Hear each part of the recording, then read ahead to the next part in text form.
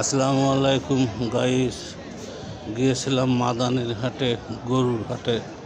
সেখানে গিয়ে দেখি বড় বড় গরুর দাম একটু কম আছে এবং খুব সুন্দর দামেই পাওয়া যাচ্ছে।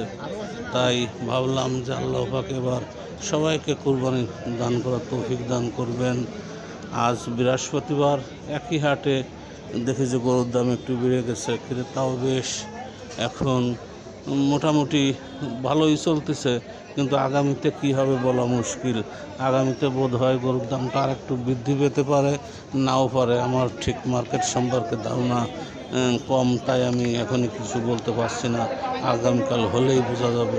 তবে সম্ভবত গতি দেখে মনে হচ্ছে দামটা একটু বাড়বে, যেহেতু ক্রেতার সংখ্যাও বেশি আর চাহিদাও বেশ প্রকট হয়ে গেছে, যার কারণে গরুর দাম একটু বেশি বলে মনে হচ্ছে গতকালকের তুলনায়।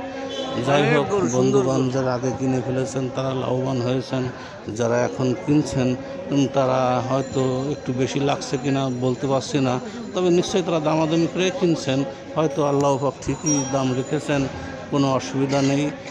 ইনশাআল্লাহ সকলে কুরবানি যাতে দিতে পারি, মহান রব্বুল আলামিন সুবহানাল্লাহ তাআলার কাছে প্রার্থনা করি। মহান রব্বুল আলামিন সুবহানাল্লাহ তাআলা যেন আমাদেরকে সকলকে কুরবানি প্রদান করা তৌফিক দান করেন। এই জন্য মহান রব্বুল আলামিন সুবহানাহু পাকের কাছে আমরা বিনয়ের সাথে আবেদন জানাই।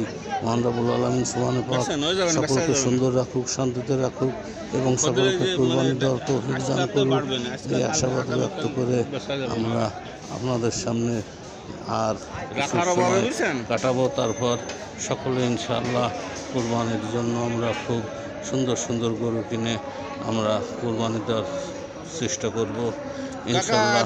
আল্লাহ আমাদের সকলকে সকলের কুরবানিকে কবুল করবেন। আল্লাহ সকলের মনের ভালো বাসনাগুলো পূরণ করে দেবেন নিশ্চয়ই নিশ্চয়ই নিশ্চয়ই। বন্ধুগণ, আপনাদের সকলকে শুভকামনা জানাচ্ছি। আপনারা সকলে ভালো থাকবেন এবং আমার মনে হয় আপনারা মাঝে মধ্যে একটু হাট বাজারে গেলে একটু বিবেক, একটু বুদ্ধি ভালো হবে, হাট বাজার সম্পর্কে ধারণা পাবেন, যার কারণে আপনাদের বা আমাদের সকলের একটু হাট বাজারে যাওয়ার দরকার। যদি আমরা হাট বাজারে যাই তাহলে আমরা নিশ্চয়ই আমরা ভালো কিছু করতে পারবো, আমরা ভালো কিছু পাবো। মহান রব্বুল আলামিন সুবহানাহু পাক আমাদেরকে সেই ভালো শিক্ষাই যেন দেন, আমাদেরকে মার্কেট সম্পর্কে একটা ভালো ধারণা যেন দেন। এই জন্য মহান রব্বুল আলামিন সুবহানাহু পাককে অনেক ধন্যবাদ।